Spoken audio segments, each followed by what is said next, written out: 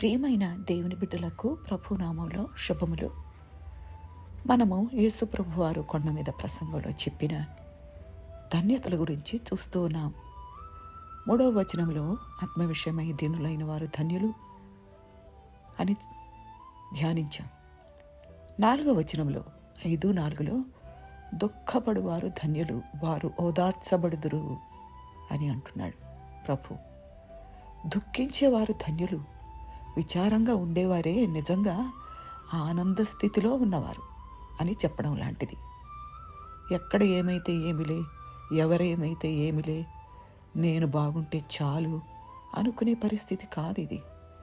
యేసు ఇక్కడ తన ప్రసంగంలో దుఃఖించడానికి ఇస్తున్న స్థానం వల్ల ఇది ఆయన బోధలన్నిటిలోనూ ప్రాథమిక విషయమని, ఆయన రాజ్యం కట్టబడ్డ పునాదిలో ఒక ముఖ్యమైన రాయి లాంటిదని మనం చూడగలం.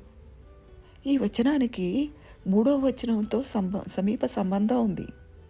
ఆత్మ విషయమై దీనులైన వారు అని చూసాం కదా.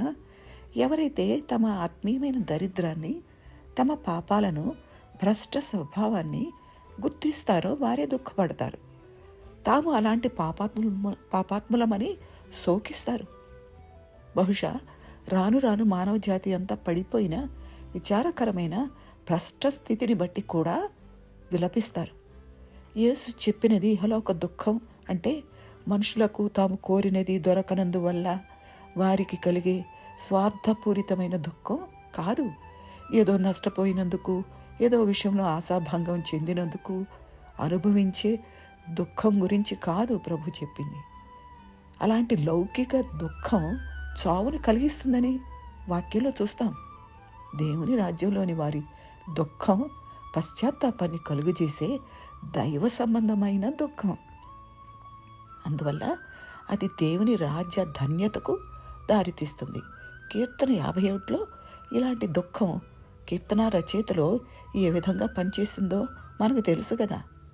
అలాంటి వారికి ఇక్కడే ఇప్పుడే కొంతవరకు ఓదార్పునిచ్చే దుఃఖం రాబోయే కాలంలో సంపూర్ణంగా శాశ్వతంగా లభిస్తుంది.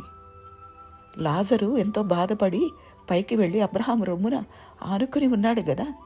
అతను ఎంతో నెమ్మది పొందుతున్నాడని లూకాసు వార్త 16:25లో చూస్తాం. ప్రకటన 21:4లో అయితే ఆయన వారి కన్నుల నుండి ప్రతి బాష్ప బిందువును తుడిచివేయును, ఇక ఏడ్పైను వేదనను ఉండదని చెప్పింది మనకు తెలుసు కదా. కాబట్టి దుఃఖిస్తున్న మనం సంతోషిద్దాం. రేపు ఆనందం మన సొంతమవుతుంది. దేవుని స్తోత్రం. ఆమె